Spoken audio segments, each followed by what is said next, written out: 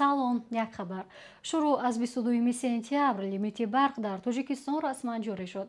Ширкати барқи тоҷик дар як муроҷиатнома гуфтааст, сабаби маҳдудияти барқ эҳтимоли камбуди об ва талаботи аҳолӣ бо барқ мебошад.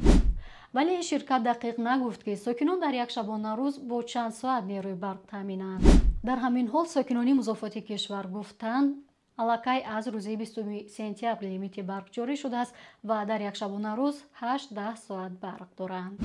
таъмини аҳолӣ бо барқ дар Тоҷикистон дар фасли тирамоҳ, зимистон ва баҳор яке аз мушкилоти асосӣ боқӣ мемонад.